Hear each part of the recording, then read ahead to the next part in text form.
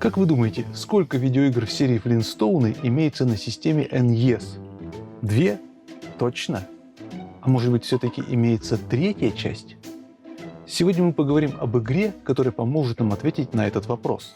Для меня мультсериал Флинстоуны прежде всего известен двумя играми «Спасение Дина и Хоппи» и «Сюрприз на пике динозавров» для 8-битки Nintendo. Это очень хорошие платформеры с видом сбоку, где Фред Флинстоун выступает главным героем, он ходит с дубиной наперевес, убивает в ближнем бою врагов. Во второй части еще используется как помощник Барни, который умеет стрелять из рогатки. Дополнительным оружием в игре выступают каменные топоры, метательные шары для боулинга и даже взрывающиеся яйца. Все это общая механика, которая объединяет две игры. И вот недавно я их вновь перепрошел и задумался, а как там дела у Флинстонов на черно-белом геймбое. Я начал просматривать информацию по имеющимся на геймбой играм, и скриншоты одной из них меня очень сильно зацепил. Дело в том, что на нем был изображен тот самый Фред Флинстоун, точнее его спрайт, который использовался в 8-битных играх для Денди. И мне сразу же подумалось, что это какой-то порт, сделанный с NES на геймбой по типу Кота Феликса или Парка юрского периода. Но, как оказалось, это совершенно уникальная игра, сделанная эксклюзивно для черно-белого геймбоя. Я поиграл ее, прошел, и теперь мне захотелось рассказать о ней поподробнее. Всем 8 бит, я Роман Шабанов, и это обзор игры Flintstones King Rock Treasure Island. Погнали!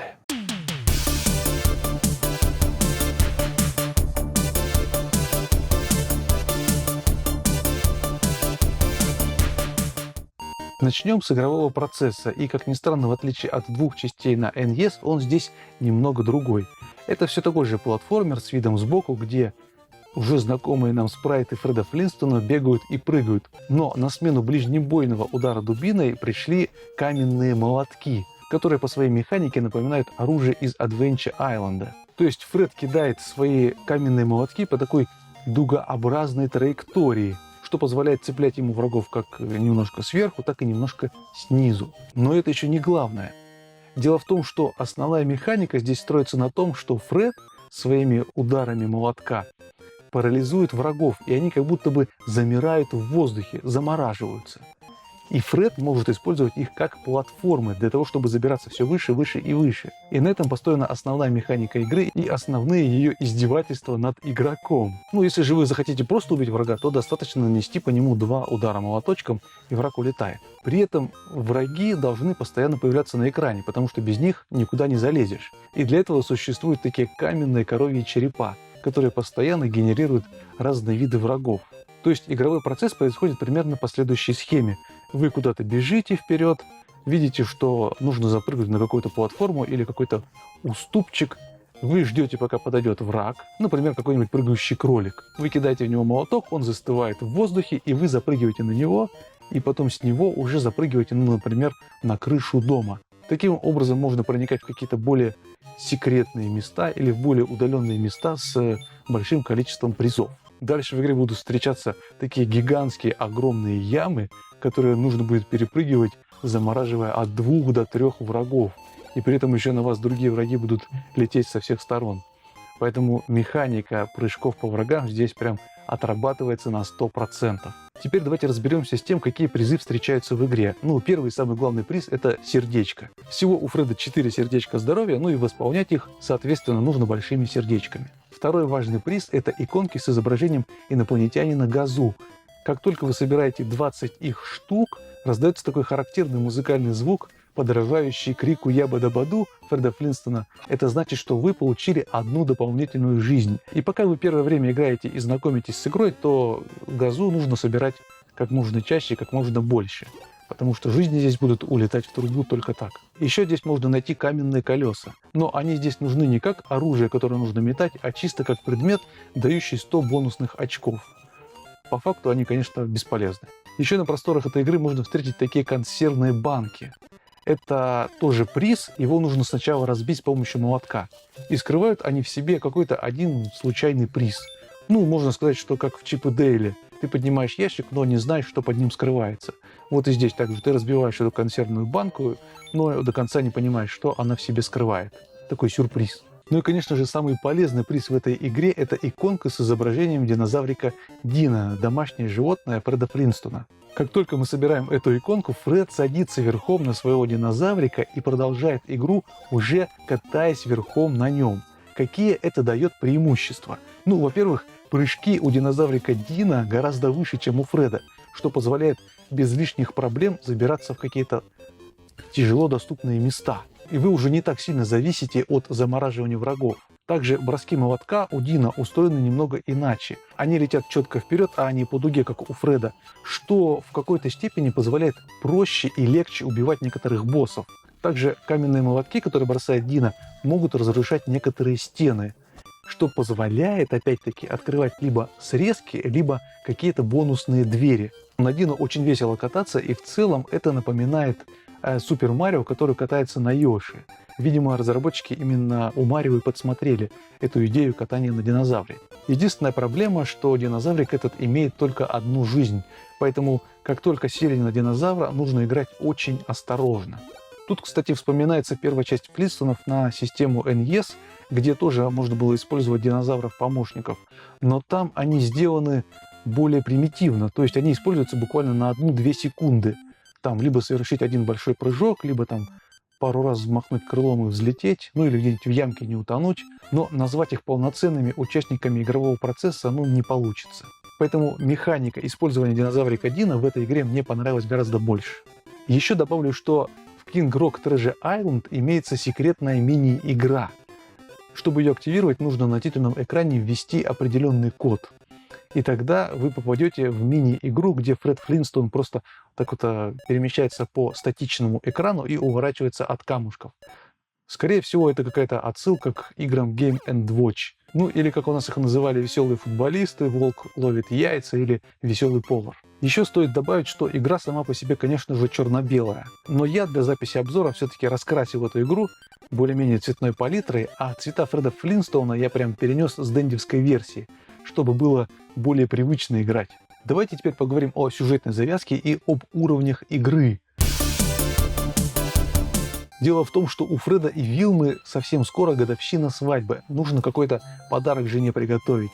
И Фред, вот так вот долго раздумывая над этим, работая в своем песчаном карьере, находит такую каменную плитку с изображением карты, ведущей на остров сокровищ. Недолго думая, он понимает, что это самое сокровище станет для его жены идеальным подарком. И, конечно же, бросив свое рабочее место, он отправляется в долгое путешествие на остров короля Камушкина, чтобы отыскать заветное сокровище.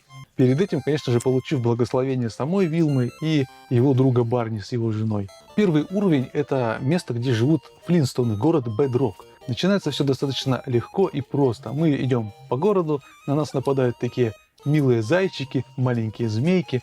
Мы их замораживаем, прыгаем по ним немножко, заскакиваем на крыши домов, изучаем механику, знакомимся с ней. И здесь, кстати говоря, интересный момент, что когда мы спускаемся вниз на импровизированном лифте, нам показывают динозавра, на котором работает Фред Флинстоун. Он спит, и из него вылетают такие пузырики, по которым нам нужно пропрыгать. Уже, кстати говоря, непростое дело. Потому что заносы у Фреда Флинстона очень серьезные. Он когда останавливается, его немножко тащит вперед. И вот к этой механике нужно прям вот приловчиться. Иначе просто будут постоянные падения в ямы. Далее впереди нас ждет первое такое и серьезное испытание. Яма, которую нужно перепрыгнуть с помощью замораживания 2 врагов. Но это, конечно же, еще только цветочки. Все самое вкусное, связанное с вот этой вот самой механикой заморозки врагов, будет впереди. Пока что нам просто дают привыкнуть и освоиться. Первым боссом здесь выступает такой классический для Флинстонов огнедышащий дракон, который был и в первой части на Денди, и вот здесь вот он имеется, и даже вот во второй части на Денди к нему имеется отсылка в виде таких просто плюющих огнем драконов, которых не нужно убивать, но по которым придется пропрыгать. И вот как раз таки убивать его проще с помощью динозаврика Дина, который своими прямолинейными бросками молотка может легко его убить. А вот если вы пришли сюда только Фредом Флинстоном с голой жопой, так сказать, придется помучиться, потому что тайминг между вспышками огня здесь очень короткий, и буквально его хватает на то, чтобы высунуть голову, бросить 2 молоточка и опять спрятаться. Значит, победили мы этого огнедышащего дракона-динозавра и идем дальше. Второй уровень мы отправляемся в каменную пустыню. Ну и здесь все по классике. Зыбучие пески, текучие пески. Мы постоянно проваливаемся, постоянно куда-то катимся. В качестве врагов здесь появляются то ли змеи, то ли какие-то глисты их тоже нужно замораживать.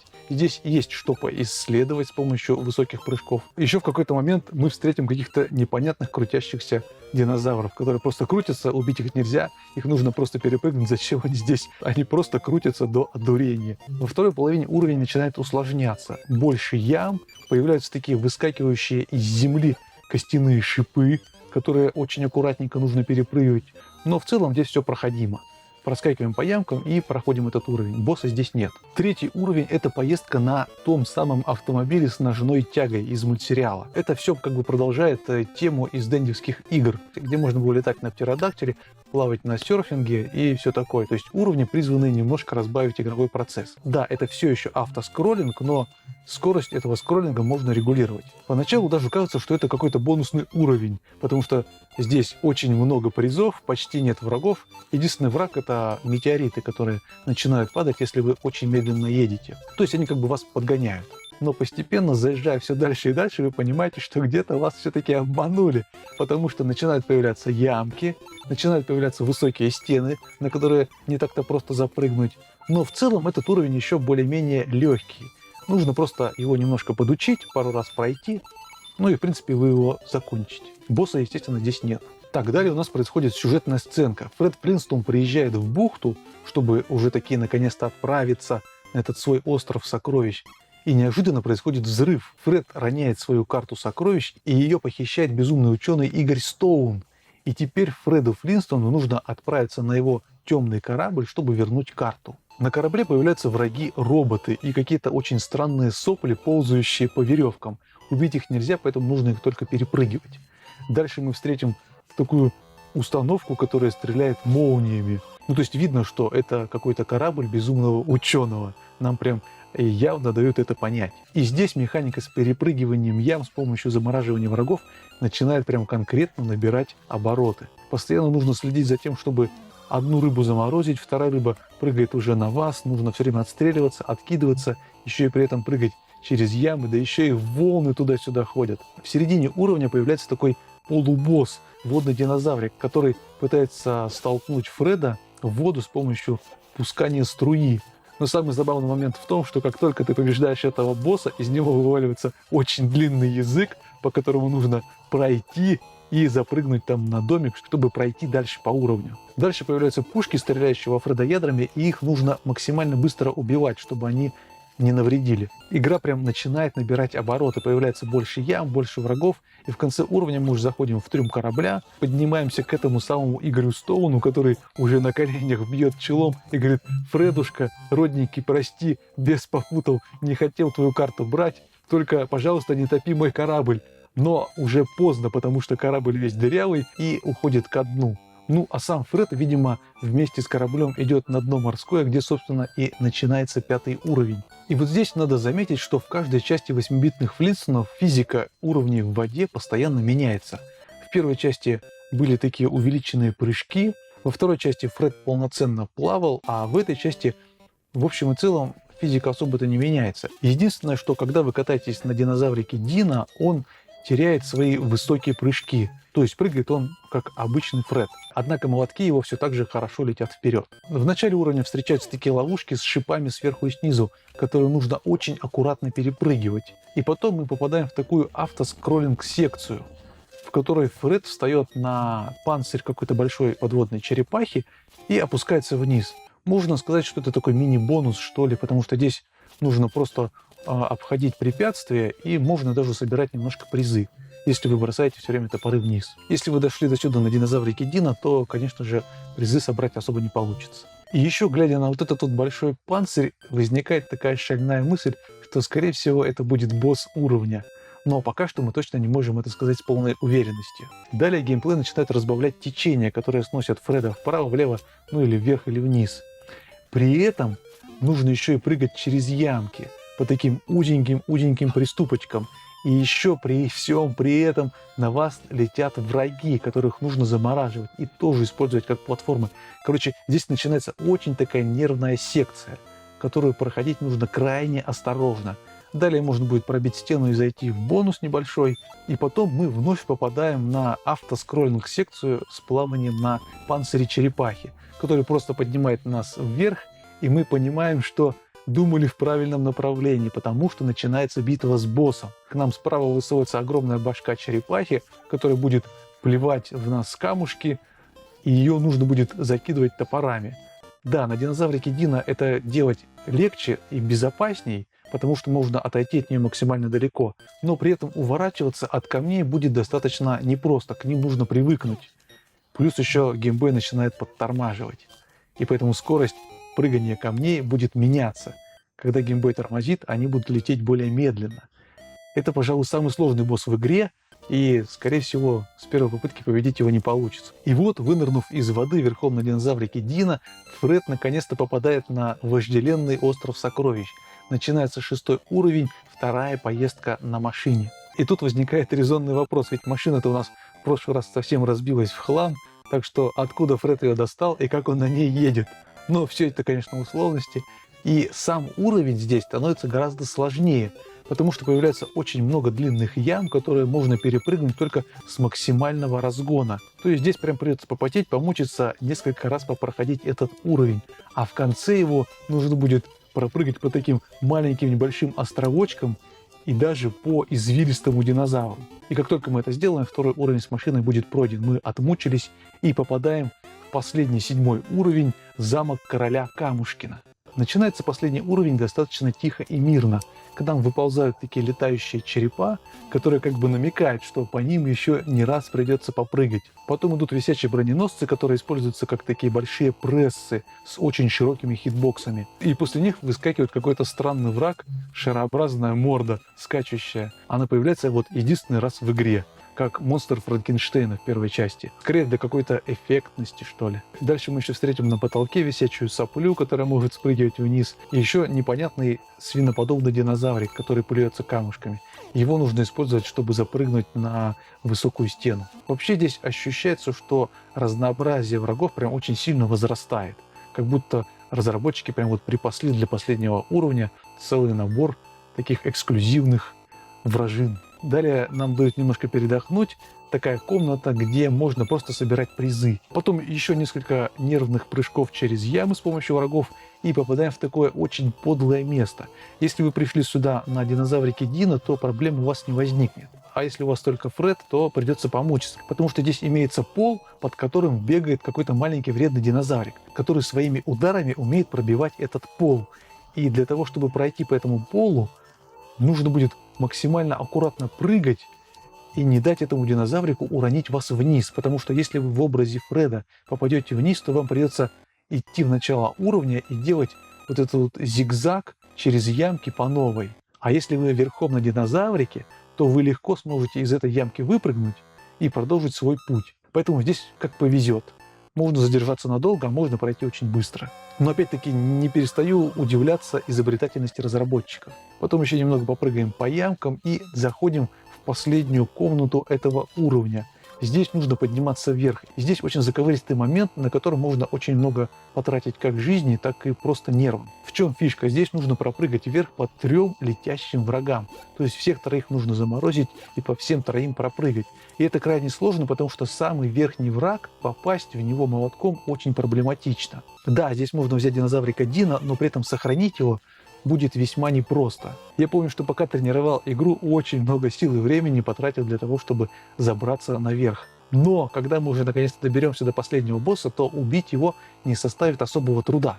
Это просто такой летающий черепок, который стреляет в нас летающим самонаводящимся кристалликом. Тактика у него достаточно простая, нужно просто прыгать, мочить его, а когда он начинает так летать вниз по дуге, то мы просто закидываем его молотками и все.